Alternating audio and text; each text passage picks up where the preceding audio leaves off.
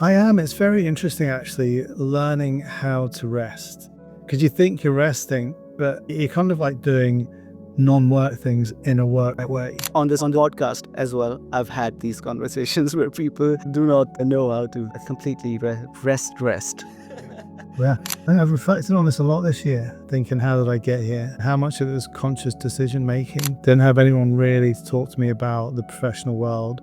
And even though I said I wanted to be a lawyer and I went to Birmingham University to read law, I didn't understand M&A, IPO and leverage finance and all this sort of stuff. Does that bother you in your career? Do you question yourself why I chose what I chose in between those years and now after 20 years as well? I didn't have someone to give me perspective on how long one's career is, Would you call it missed opportunity, regret, or maybe opportunity cost? They're exposed to so much information and so many ideas of success. Would you recommend them having mentors? All it is someone else has been there and done that. I think the most important decision you'll ever make is choosing your life partner. The best decision I've ever made is marrying my wife. The instant thing it does is helps your focus and direction of life. You have to be in the same place, on the same page. If you're not, that's the source of a lot of discord. I absolutely empathize with those young men, because that was me when I started out. He said to me, "Rob, what's your rush?" When I hear things like these, I feel like this podcast is a free therapy for me. It's not only a young family and you've got toddlers, you're both working, you're both tired, but you're trying to build that career. It's hard then. It's a real giving thing to really truly listen to somebody. To really just listen and not be processing an answer. You're listening, but you've got your gun ready because you know what you're going to say back and then you're going to go back straight away. That's not listening. Sometimes you have to give up. Win as a family, right? Yeah, so you can still be that successful person because the intellect and the raw ability is still there. But then if you can bring people with you and make them feel a certain way, that's the true definition of success. You would be careful here. If my wife ever watches this, she'll laugh at this bit and go, hang on, she's been the entire relationship. And actually that's largely been true. Correct me if I'm wrong. When you say you have to put your foot down, it doesn't mean disrespecting your partner. It's you have to take care of three things: yourself, relationships, and finances, right? So these three things, because if one of them is out of balance, you're not living a fulfilling life or a balanced life, right? Would you agree on that? Yeah, absolutely. And I think, the self bit is probably the bit that gets neglected the most. Mums suffer from this too, if not worse, right? They put themselves at the bottom.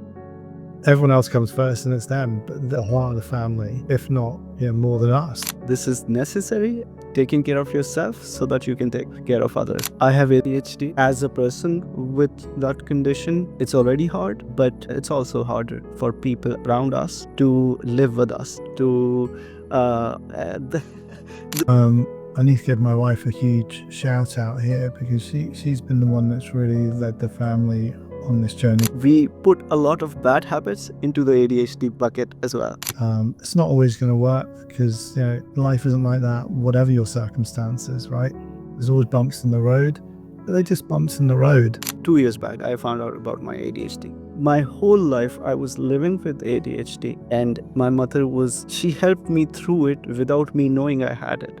So I think that's the most graceful thing any parent can do, right? I mean, she sounds like a wonderful woman because, that's what any child wants, to be seen. They just want to be seen and understood. And that's your job as a parent, is not to want you to be like me. So for fathers out there who are just realizing their kids might be neurodivergent, what's one piece of encouragement or insight you'd share with them?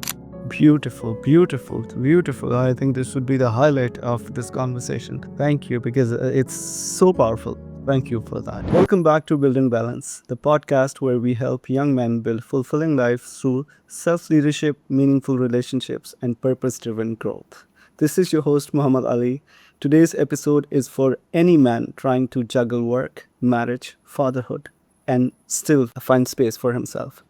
Joining me today is Robin Macpherson a seasoned legal and risk executive with over 2 decades of experience across global banking, finance, and real estate.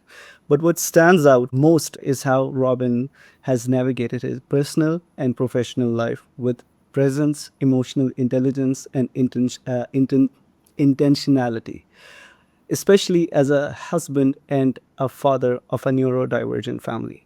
We're going to explore how to build a meaningful career without neglecting your relationships and what it means to truly show up for the people you love. So let's get into it. Hi, Rob. Thank you. Thank you for being on the show. Muhammad Ali, hello. Thank you for having me. Really excited to be here. Likewise, likewise. So before we dive into this, if you could give our audience a quick intro about yourself, that would be great. Sure. Um, well, I'm marching towards 50 now, 48 in October. I've had quite a journey in terms of, my personal journey as well as my professional journey. My background is that I was born in Germany because my father was in the armed forces and he was posted there, and he was from Scotland. And so I have a mixed heritage because my mum was in Germany from Malaysia, where she's from, and she was working as a nanny for some friends that were in Germany. And then, I moved from Germany into Scotland at the age of 4, where I lived for a period of time before my dad moved us back down to England, where he was posted in the army. I worked in the city of London in a sort of law firm doing a lot of leverage finance and banking deals. And then I moved into a bank where I ran some of the legal function for part of the commercial bank businesses and then moved into real estate investment management. And now I'm having a year out and doing a lot of reflection. And so this is quite an opportune time to be having some of these discussions. Amazing, amazing. And are you having a good time after so many years having this break for yourself? I am. It's very interesting, actually, learning how to rest, learning how to be from base. Because you think you're resting, but you're kind of like doing non-work things in a work way. So you're having this highly structured day and week where even though you're doing loads of fun things that you don't get to do when you're working all day, like you go to the gym in the morning and then you might read a bit of a book and then you just swim in the afternoon and you go to the driving range in the evening. By the end of the day, you're exhausted. So it's not true rest. So I've been really battling with how to do all the fun things I want to do, but also find time to really decompress and really rest properly. Yeah, yeah. And I think it maybe it has something to do with the stage you're at in your career. Maybe your mind is framed that way, that you do things that way, right?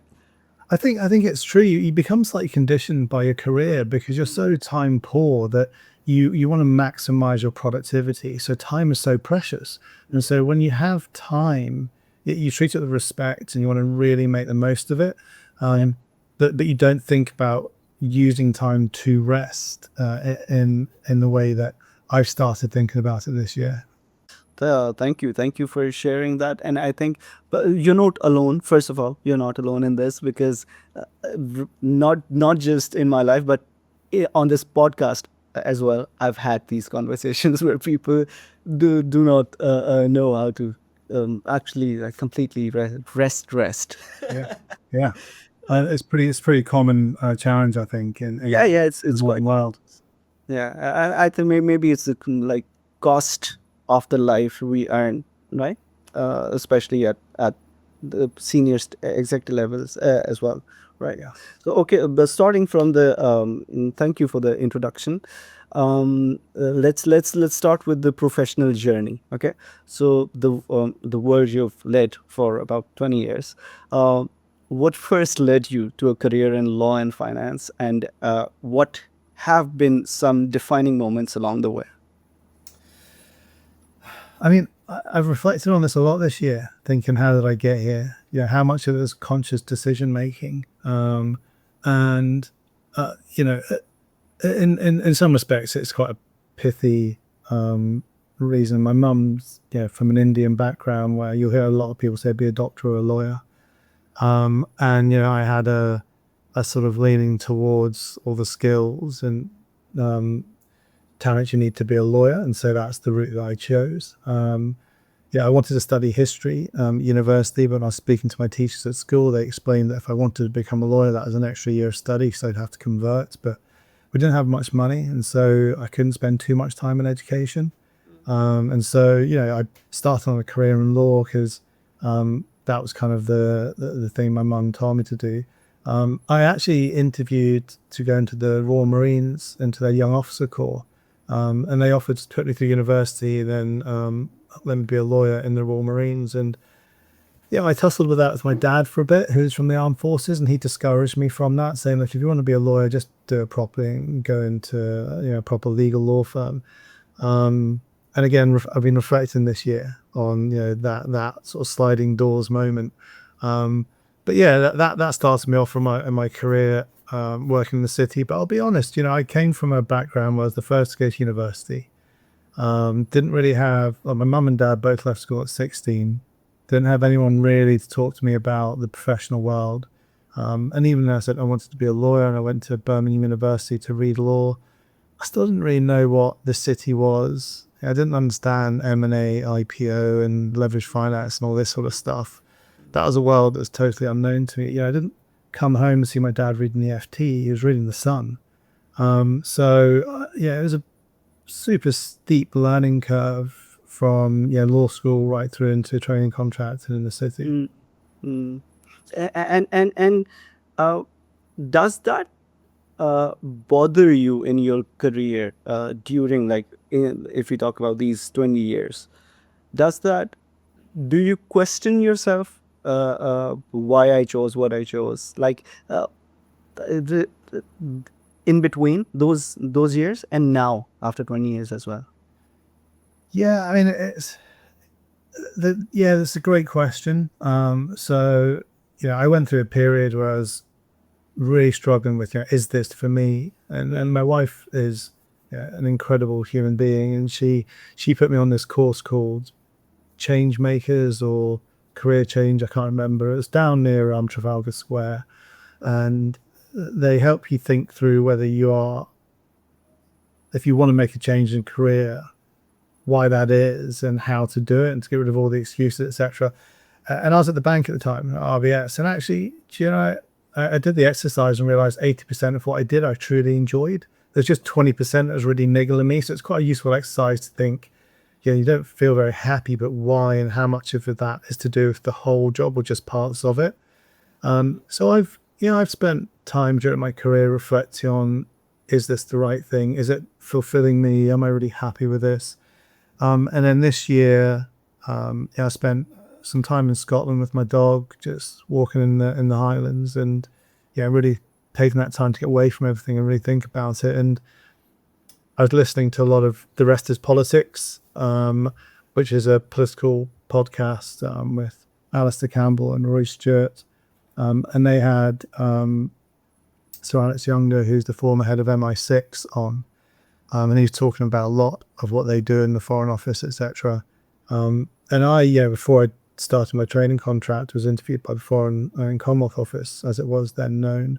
And again, that was a bit of a sliding doors moment that I was reflecting on this year, thinking, I wish I'd had a mentor, because my dad wasn't alive at that point. He died when I was in my second year at university. So I didn't have someone that I could really talk to run that decision making through. And I was, from that background thinking, I've got to go into law, I've got to earn money and start my career, and you've got to go up like this. And I didn't have someone to give me perspective on how long one's career is. I'm now, like I said, approaching 50, been in the game for over 20 years. And when I was early 20s about to go into law, I was thinking that was forever and that would be the end. And now I'm not realizing actually how much more there is of your career to go. And doing 7 years traveling the world and getting experiences in the Foreign Office would have been a fantastic opportunity and probably enriched my career in law and financial services, and I'd have been a better, more developed proposition. But I didn't have anyone to mentor me through that decision making, which is a real shame.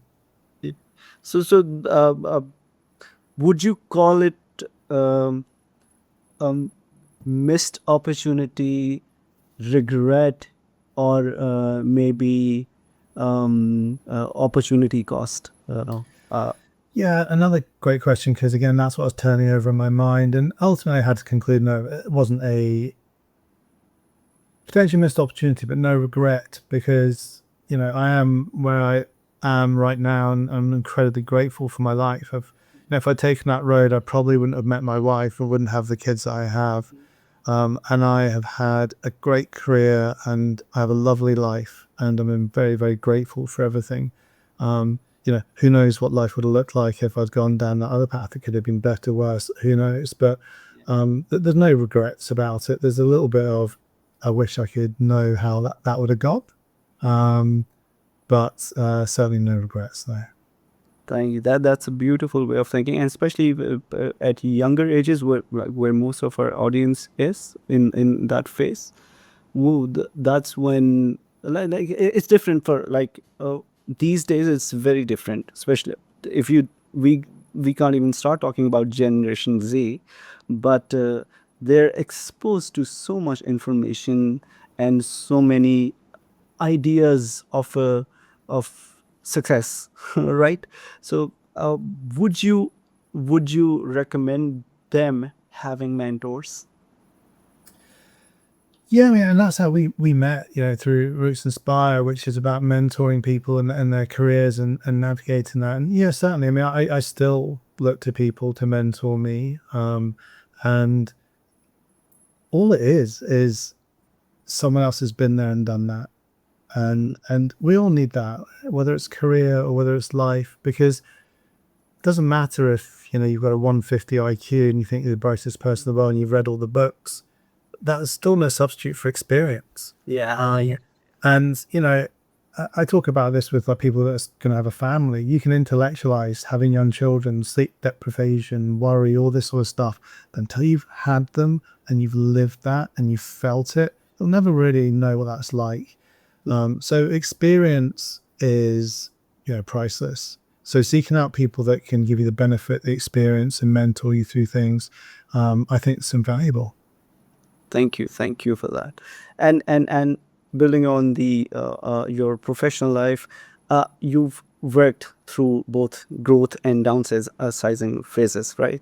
So what helped you stay grounded during those times of uncertainty? Friends and family, mostly.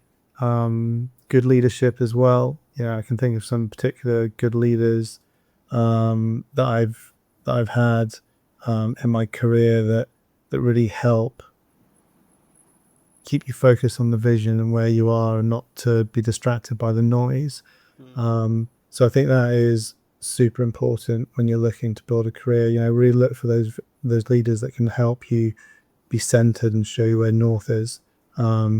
Because in business there's always a lot of noise. And then at home, even though you spend a lot of your time, maybe more time at work, particularly when you're building your career, than at home.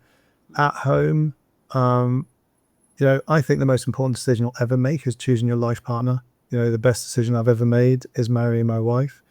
And then, to steal one of your words, being intentional about how we then continue to work on that relationship. And it pays dividends because we are a great source of support for each other.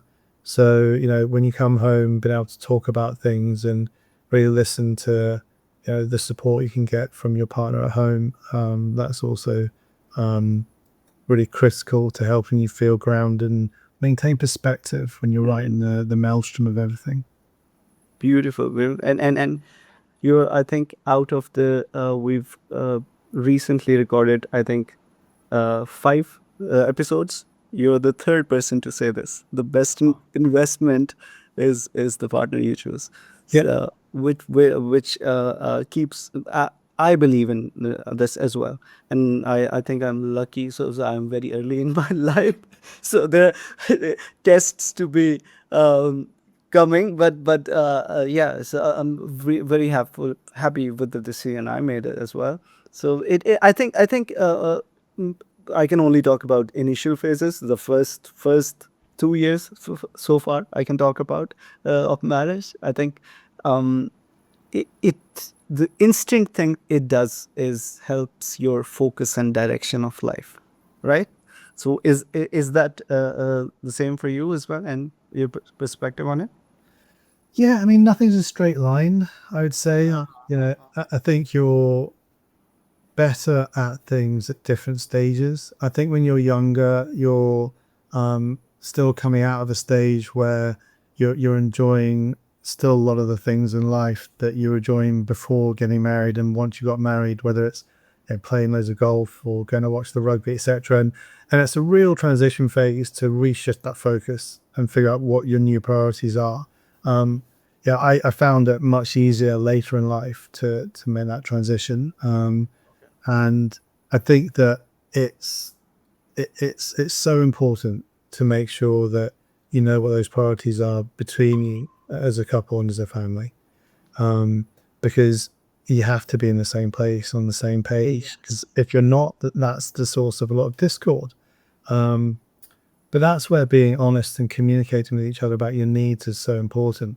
And you'll have different pressures at different stages, whether you and your partner work or don't work. And respecting those and understanding those is important. Yeah, totally agree. And I have some more questions about this topic. But last question on before we move to that. Last question on professionalism, professional life. A lot of young men feel pressure to achieve quickly, right? Mm. Because of social media, mainly social media, right? Mm. Um, what's one mindset or habit that helped you stay steady and focused through your career? Um, do you know, I'm not gonna try and be a fraud and say that I've been this sage person my entire career. It's been a journey, and I absolutely empathize with those young men because that was me when I started out. I started out no money, wanted to build a career, wanted to be in a law firm, become a partner, and be like skyrocket up. Um, and I had a mentor when I was at the bank, and he said to me, "Rob, what's your rush?" He's like, you're always like 110%. He's like, it's just not sustainable in a career. You're going to like learn how to know when to really go for it and when not to. So again, mentors help, with that sort of thought process. Certain amount of maturity and life experience, age, you start to realize how long the game is. If I could go back and speak to me when I was 21, I'd be, cool your boots. Listen, dude, you've got a long time. And, you actually don't really know what you want. I thought I knew what I wanted. I learned an awful lot of amazing lessons, punishing lessons as I was going up through my career, which helped me reassess my values, helped me reassess what was really important to me and what success looked like. And that changed quite quickly. I realized, what I thought I wanted wasn't what I wanted. But I think having the ability to reflect, have self-reflection, and really, think about yourself and what's important to you is so essential to sort of building what you really want and what's really going to bring you meaningful fulfillment in your career. Thank you. And when I hear things like this, I I feel like this podcast is a free therapy for me. Because it's these are so this is so in a way this is you're kind of mentoring these young people, including me as well. So if it really helps. And I the way you describe these things is like just like that. These are like 20 years of experience, and Yeah. I think that's what you're trying to say as well with mentors, right? Yeah, it's exactly that, Muhammad Ali. It's the experience you get from the mentor, but it's also the fact I'm super lucky this year. I've had this time where since January I've been able to reset, think about things, take time to breathe, reflect a lot. And, you know, it's not, sadly, I used to say this to my head of legal. the thing about human beings is when you're leading a team or managing someone, or even when you're working on yourself, we're not inanimate objects. It's not like this mouse. I click a button and something happens. The human brain and soul doesn't work that way. You got to give yourself time, and that's the hardest thing because you're used to. I want to work on my golf swing, so I'm going to really just work on this and work on my swimming technique, and I'm going to really learn that regulation or that law. And you apply yourself with this energy and focus and drive. But when it's about working on yourself, it doesn't work that way. You got to take a very different approach, and it is about finding the time to do that and making time for yourself. And I've been very lucky that I've had a lot of time this year. Glad that you got it, and our audience would also feel the value it has, and the emphasis you're trying to put on the value of this, time and having time for yourself, right? Yeah. Yeah. And let's talk about your journey. Let's move into the heart of the home. Okay. Marriage and emotional presence, right? Yeah. You've been married for many years. What are some My anniversary just last Saturday, actually. How many? It was my 17th anniversary last Saturday. 70. Congratulations to you Thank both. Great 17 years. Wow. What are some lessons you've learned about being present and supportive as a partner? That it's hard. It is something that you have to really work at. Everything depends on your personal circumstances, and this is what I mean about it not being a straight line. I mean, this year I've been able to be present and supportive for my wife in a way that is totally different because I don't have the stress of, work and leading a team and giving of my emotional intelligence to them. So when I come home, that's depleted and it doesn't really appear for my family in the same way. Right now, I'm so present for them in a way that's such a gift. And when you're building a young family and you've got toddlers, you're both working, you're both tired, but you're trying to build that career, it's hard then to show up for each other and be present and be supportive. Which is why, I love that word you use, intentional. You've got to be intentional about it. You have to take that time out to intentionally talk about it. And it's one of these things, particularly as men, we're not very good at because society tells us we're not allowed to do this or have these things. But you got to talk about feelings. We all have feelings. And men are like, no, you're not allowed feelings. And to compound that issue, you go into the professional world where the definition of being professional is to not have those feelings. And that's right, because when you're a professional, you can't let your emotions lead negotiations, etc. Yeah. But it just compounds that stereotype of a man not having emotions. And I think, as men who are husbands and then fathers, you have to allow yourself to feel these emotions, and you have to learn that vocabulary, that emotional vocabulary, so you can talk to your wife about how you're feeling. Because women are much, much better at this, because socially it's more acceptable as well. But that's a key aspect for, building that supportive environment for each other. So what I hear is mostly communication, right? Yeah. And what I think and what I understand from different conversations is that we struggle at listening, right? And women complain about that a lot.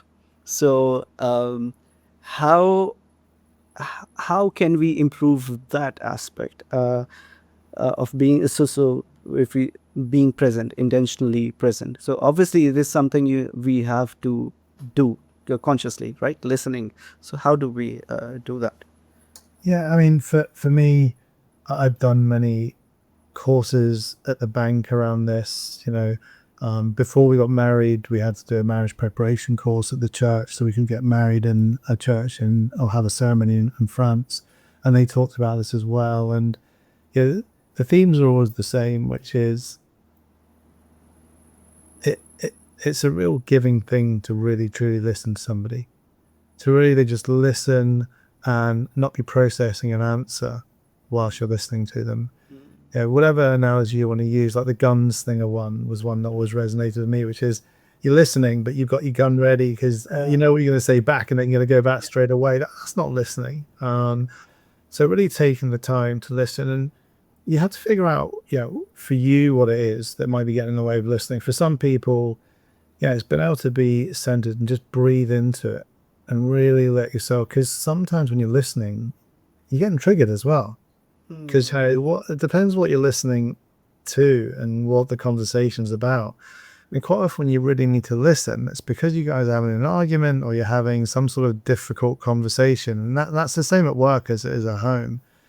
And so, figuring out how to listen, it isn't just about that skill. It's also about when you're listening, whether you feel you're being triggered by things. And if you are, it's like, what's going on here? Why am I being triggered? What are these patterns that are developing? And that's a whole deeper conversation, a separate conversation around, you and who you are, and what's happened to you through your life to prevent you from being able to listen in a way that you're not being triggered and then coming back. Yeah, yeah. And baggage, right? Yeah, Uh, baggage. We all have it. yeah, we all have it, and uh, yes, again, why I always feel that the answer is like building balance, right? So we can't have it all right, right? There's emotions, there's baggage, there's the other person, your partner, their baggage, Yeah, right? yeah, So everything you have to balance, and sometimes it's not like a winning or like professional situation where you have to like win, right? Sometimes you have to give up yeah, to win as a family, right? yeah. So yeah. Yeah, I mean, I think um, it's it's a skill that takes a lot of practice, but we don't practice it. I Hmm. mean, if you asked your listeners how many of you actually, reflect enough to be able to think about how you're communicating and practice it, and then after something's not gone well and you've had an argument, then you go away and think, what happened? How could I have done that better? And then, recycle the whole process in your mind so that next time you show up in a different way. People don't spend the time doing that, either because life's too busy or you're stressed or you're tired, or we're just not used to doing it. But it's funny, isn't it? Because if you played football and you missed a penalty, then after that game, for next week, you'd be practicing your penalties a lot. Or, if you're in sport and you didn't quite get something right, you would work on that thing. But when it comes to these things that are a bit more emotional and, not like hard skills, people don't tend to spend the time on it. And actually, for me, it's at the core of success. Hmm. Whether you define that success at home and the home life you have or your career, it's what I think can make you feel and be truly successful. Because I've worked with incredibly successful people who are just not very nice. They've got to positions and they've made the institution lots of money, but I wouldn't say they're successful individuals because of the way they've made people feel. And for me, you can still be that successful person because the intellect and the raw ability is still there. But then if you can bring people with you and make them feel a certain way, that's the true definition of success. Yeah, yeah. Legacy, yeah. Hmm. Uh, uh, and building right from there, and you and especially there's some cultural nuances there as well. In some cultures, for example, South Asia. I'm from Pakistan. There are certain expectations, like the thing you mentioned, like being an engineer, doctor. So these things were here as well. But so not just this part of the world, but a majority of men. So many men grow up thinking their job is to provide, right? But not necessarily to connect. What does emotional leadership look like in your marriage? Right. Oh, I've got to be really careful here. 'Cause if my wife ever watches this, she'll laugh at this bit and go, hang on, she's been the emotional leader of the entire relationship. And actually, that's largely been true. I mean, she has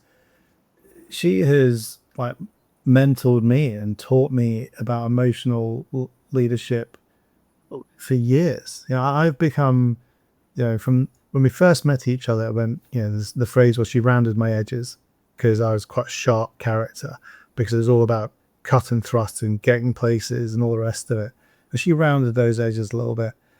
And then, as we've got older, we've been on this journey together, where we do show up for each other. And for me, a lot of it is about, listening to her, and supporting her, but also knowing when to put the foot down a little bit and go, enough. You're wallowing a little bit now. Get out of your own way and get on with it. And so it's a bit like, your marriage, it has similarities to also with your children. It's knowing about when to nurture and when to support and put an arm around someone, and when to then say, right, time for action, and then help propel them forward. Because it's multifaceted. What people need changes, right? And so I think emotional leadership is about trying to identify what that person needs at any particular time. And some of that comes from, I've been through this, I can see this, and some of it you just got to feel your way. And look, you're not going to get it right all the time. And you'll get that feedback from your partner when you're not getting it right. And then you have to listen to that and not get triggered, and then live it and respond in a different way. Yeah, and just to clarify to our younger audience, by and correct me if I'm wrong, when you say you have to put your foot down at certain places, it doesn't mean disrespecting your partner. It's part of the process. It's you're not a sounding board. You have to it's respectful to do that, right? Yeah, I mean, and this is what I mean about human beings and individuals not being inanimate objects. It's like, put my foot down isn't the same as I press the button. Like if I click this mouse, that's not what I'm saying. I put my foot down, I've clicked the button. It's not a single action. It's a change in the way you are now supporting the person. Well, you can still say things softly, which is like, I hear you, but that's enough now. You need to get out of your own way and let's move forward. And then that's it. And then you leave the conversation, and nothing happens for a few days, and then they come back, and there's if that and the other, and you take the same approach. That's what I mean about putting your foot down. It's like, that's it. That's enough. I'm moving now from this supportive, I'm listening to you, I'm empathizing. Yeah, that's really tough and that's awful, to a different place. So it's not an aggression. It's not a masculine, I'm the man, you're the one, I'm telling you what to do. It's not at all that. It's just a change in tone and a change in way you're supporting. Yeah, and I think for the nurturing of and especially this relationship, I think it's important for the long run. I think it's quite important, and the one important thing you mentioned was you can stop the conversation for a bit and take your time, and that's actually, well, I think very helpful in such in intense moments, right? So taking a short break, not just putting a pin on the topic altogether, but just taking a pause. Yeah, and everyone can approach this from their own angles. My wife and I, we've talked about this many times over the years about, how do we respectfully do that? Do we have like a word or a phrase which indicates the other person, right, I've had enough, time out, and then you can both retreat from that conversation and then come back to it. But again, these are things you have to work out between you and your partner as to what's gonna work for you. Thank you for sharing. So if you could go back in time, what advice would you give your younger self before getting married? Oh wow. I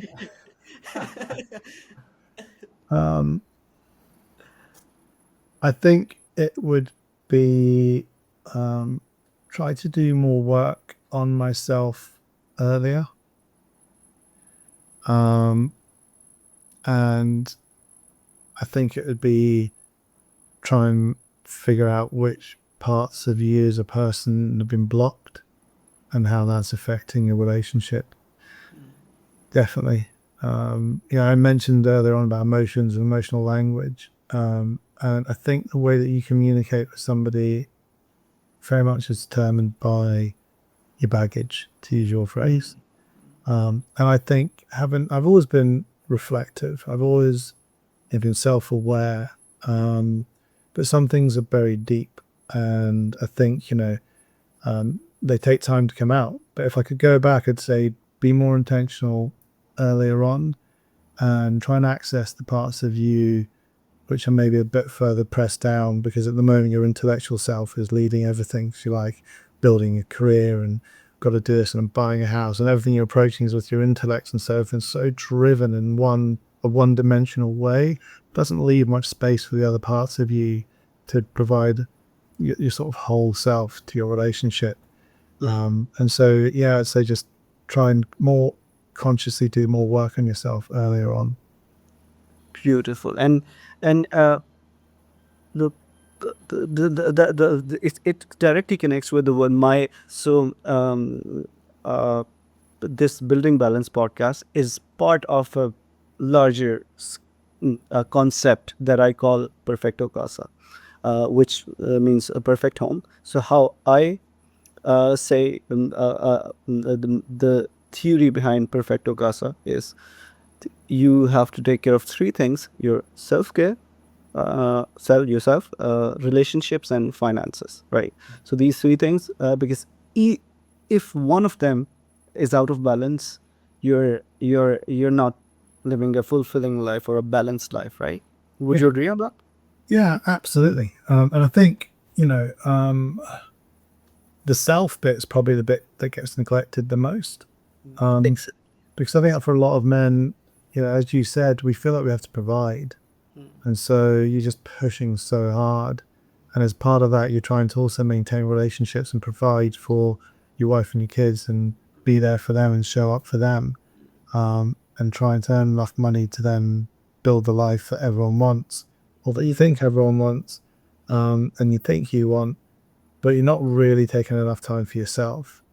And it's that really funny cliche example of being on an airline, isn't it? And when this air stewardess says, if you have a child, before you put the air mask on them, put the air mask on yourself so you can breathe, and then put it on your child, because you have to be there for everyone else. And if you're not taking care of yourself, then you're not there for everyone else. So I can want to be the best dad ever for my daughters, but if I haven't taken care of myself, then I'm not going to be the best version of myself. So what I'm giving to them isn't the whole of me, the true essence of me. There'll be some gnarly, mashed up, tired, stressed, not a version of me. And so, looking after yourself, I think, is at the core of it. And look, the mums suffer from this too, if not worse, right? They put themselves at the bottom. Everyone else comes first and it's them, but they're the heart of the family, if not, more than us. And so, yeah, I think whether it's you or your partner, you've got to take some time to look after yourself. and many men feel guilty of doing that, which is wrong, right? Yeah. Well, when we start to think about ourselves, we feel guilty that, we're doing something wrong, but it isn't wrong. It's much needed, right? It is. I think the thing you have to be thoughtful about is, what does that look like? Taking care of yourself, because it's not like, oh, well, I must play golf 4 times a week, so I've got to take care of myself. Because then, you're taking yourself away probably a bit too much and indulging a bit too much, or I must get that season ticket for that sports team that I'd like. It's like, how are you being affected by life, and what things do you need to do to look after how you're being affected? And again, these things can change over time. So, for me, now what I need to look after myself is probably quite different from what I was taught when I was in my early 30s. And that's true at every phase of life, right? So thank you for sharing that, and for our audience, for a young audience, this is necessary, taking care of yourself so that you can take care of others, right? Yeah. Okay, so let's talk about your journey as a father, right? Particularly to daughters with ADHD. I have ADHD, and I'm very consciously looking at my daughter as well. for science, but I know as a person with that condition, it's already hard, but it's even harder for, not even harder, but it's also harder for people around us to live with us, to yeah, we require a lot of, like, to be treated differently, and to be let's call it, to deal with our shit. Yeah. Empathy. Truthfully. Yeah. Yeah. So, when did you begin to understand what your family needed from you, especially in supporting neurodivergence? Yeah, I would say I need to give my wife a huge shout out here because she's been the one that's really led the family on this journey. She got an adult diagnosis where, we were then able to get into it at a different level. She shared with me certain podcasts and audiobooks, which really helped me understand, and then move to a position of being able to empathize rather than get frustrated. And I think bringing humor into it really helped as well, because again, you have to reframe things. And in one of the audiobooks we listened to, this lady that had ADHD in quite a big way, she would never put any of her clothes away in the wardrobe. A really facile example. So they're all over the floor. So her husband called it the floordrobe, because that's where the clothes went for her, on the floor. That's her floordrobe, like the wardrobe. That's my eldest daughter. I walk in that room and we're stepping over towels and over jeans and t-shirts. You got the floordrobe going on today. Being able to have that levity to then move into would you mind putting the wet towel on the banister and let's put your clothes away, rather than going in there being triggered. There's that word again, because it's a mess, and you're like, start to get frustrated and angry. That's never going to build a good relationship. So Yeah. finding ways to be empathetic because you understand what's happening and trying to bring some humor into it to keep it light. But at the same time, there needs to be some accountability, because you need to understand what is the ADHD and what's just a bad habit. Yeah, exactly, and that's the drawing this line is the hardest thing for people with ADHD, and how do I say this? So we would we put a lot of bad habits into the ADHD bucket as well, right? Yeah. So working on ourselves as well, it's is much needed. Yeah. Yeah. And I think, as much as you can, particularly with the kids, approach it with kindness and compassion, because it's not their fault. They're not doing this on purpose. This is something that they find frustrating too. And they're spending a lot of time and emotional energy masking things and trying to make up for things. And, time blindness is a real thing for them. So managing certain things is really, really tough. And yeah, I think you have to find a way to educate yourself to the point where you can find that kindness and compassion. And then that's the way you need to lead that relationship. Yeah. Beautiful. Thank you for because I can vouch for this approach that it works, and it is what is needed to us, and it helps in more ways than I can explain. So thank you for that. Um, Moving forward, how did parenting shift once you began to see the world through the lens of ADHD? It took a lot of, sorry, I suppose, like having a balloon and sort of like everything just like decompressed a bit. A lot of the stress and pressure disappeared, because you need to make allowances. And so you don't just keep charging through life in the same way and expecting a different result. So if you want to leave the house by a certain point, then okay, it's going to take longer. So I'm going to start this bit earlier, and I'm going to give them a heads up a bit earlier. And you just have to, I've talked about the emotional side of, kindness, compassion, but the intellectual side has to make some adjustments too, right? Like, you're a clever enough person to build a successful career, so you should be clever enough to think, and it might sound a bit silly saying, oh, I must use my intellect to figure out how to leave the house and get to this event on time. But when you have people with different needs, then you do have to think about it intellectually and start making different allowances. Yeah. So I think as soon as you can reframe the way you're going to approach things, it takes all the stress or most of the stress out of it.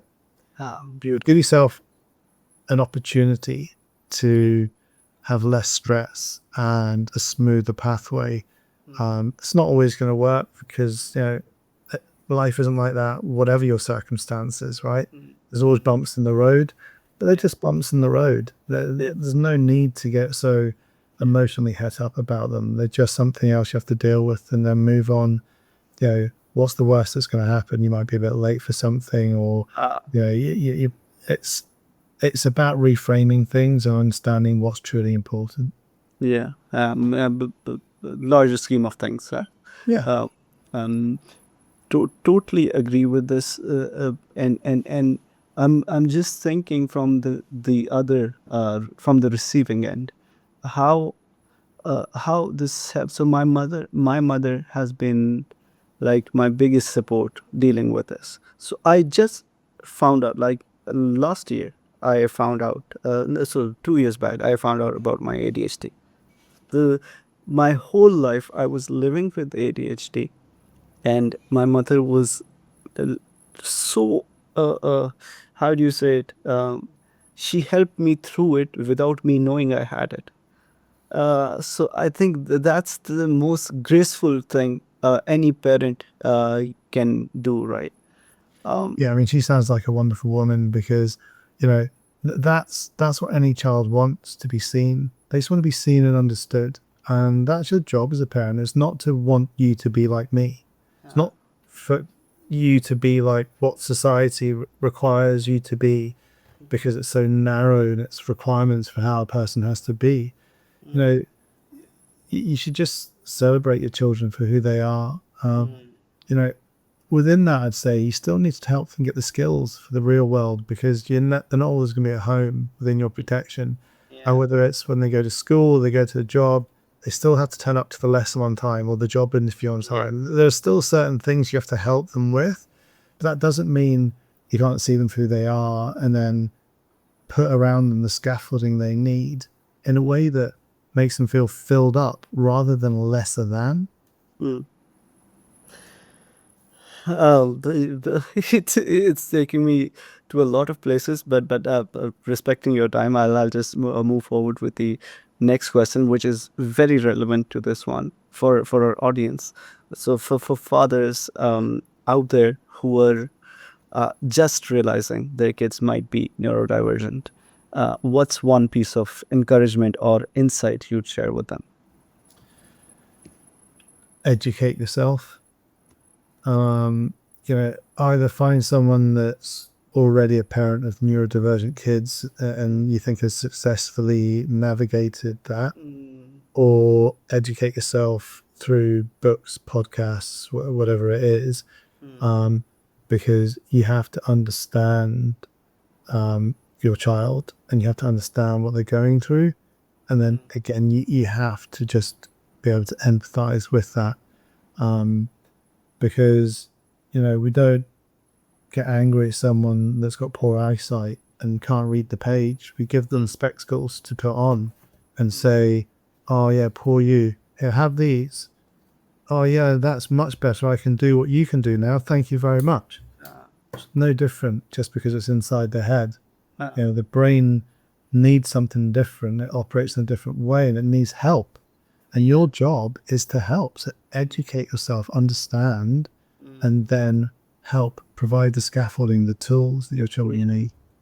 Beautiful, beautiful, beautiful. I think this would be the highlight of this conversation. Thank you, because it's so powerful. Thank you for that. So, all right, let's time for some quick fire questions to get to know you a bit more personally.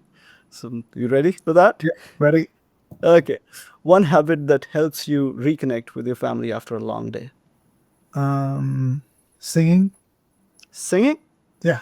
Nice. I'm not an amazing singer, but we've just come back from my daughter being at the National Youth Choir, and she gets her voice from my wife.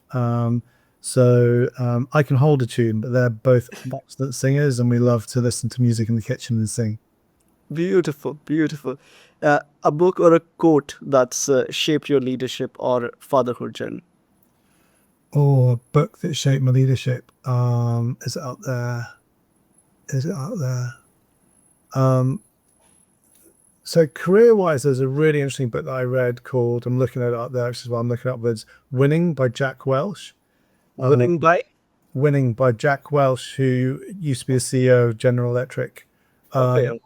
And then from a leadership perspective, there's a book written about the All Blacks New Zealand rugby team. I think it's called The Jersey. And it's just talks about how they operate as a team, how they're led, and how they behave. Very powerful. Thank you, thank you. I'll put the links and images of the books on the screen. A moment when you, being a dad, taught you more than any boardroom ever could. Oh wow, that's a tough one. Well, I mean, I don't know if there's a moment. I think it's just continuous, because the great thing about being a dad is that your children are constantly growing and changing. So what they need from you is constantly evolving. And then a bit like in work, you may have heard this phrase of reverse mentoring. Suddenly they get to an age where they're starting to teach you a bit, and you're listening going, yeah, I'm getting some good feedback here. And then you get an immense sense of pride, because, you know, like that whole inanimate object point I've been making, all the things that you've been doing for years and years and years start to obviously come through, and you're going, oh, they have been listening and they do understand. And that's really beautiful. So, yeah, I think just the journey of being a dad. Beautiful, beautiful. What would your 25 years old self be surprised you're doing today? Oh, wow. Probably some of the self-reflection that I've done this year. I went on a process in June for a week that I think my 25-year-old self would have said, seriously, you're going to go on that? That doesn't sound like you. So I think, yeah, he'd have been really surprised that I went on something like that. That is, which means evolving is a good thing, huh? Absolutely. Absolutely. Yeah. Okay, so finally, to the man listening who feels overwhelmed, trying to balance work, family, and his own peace, what's one principle or mindset that's helped you lead at work and be present at home, and that a young man can take with him today? Wow. Look, I think that the key to this has to be, again, about self, and you've got to be kind to yourself. So many of us give ourselves such high standards, you know, and we're having to try and achieve in everything and be the best dad, the best husband, the best leader, whatever it is. It's impossible. Yeah, you've got to be kind to yourself when you're not being your best over here, or you've had that bad day, because you just got to reset and go again. So being kind to yourself is absolutely fundamental. And it relates, I know you said one thing, but it relates to something else, which is being true to who you really are. Show up as the person that you know that you are and you want to be, and be intentional about it, because that will always shine through. Yeah, thank you, thank you. And one thing that I'd like to ask you, which I say a lot, but if you could validate if that's correct or not to these young men, it's okay to be on a slower pace than others around you, and it's okay to feel. It's like okay to be emotional at times, and it's okay to lose during your journey. Is Yeah. it true? Is it?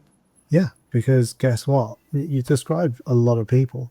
There's very few people that haven't lost at some point in their journey. And whoever you look at and think they're successful, there'll be someone that got there quicker, or did better. Always the case. And it really depends on how you frame things.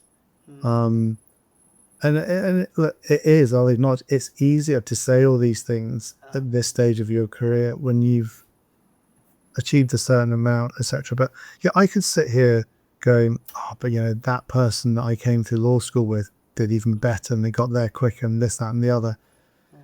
But that ultimately, your career is going to be for a finite amount of time. You're going to have to live with yourself and your family and the legacy of who you are forever. So I say, don't lose that in your rush to succeed, whatever that means for you. Take your time to really think about who you are through this whole journey, and don't lose sight of that person, because you will regret that. Rob, thank you for this thoughtful, grounded conversation. And you've reminded us that leadership isn't just about boardrooms and strategy. It's about being steady, empathetic, and intentional in how we live and love. So, thank you so much for this conversation. Well, thank you for having me on, Muhammad Ali. It's a great podcast, and I'm really grateful that you're doing it. Thank you. Thank you for saying that. And to every man, young man listening, don't underestimate the power of being present. The kind of legacy that matters most isn't built in your job title, it's built in your relationships. So we'll catch you in the next one. Thank you.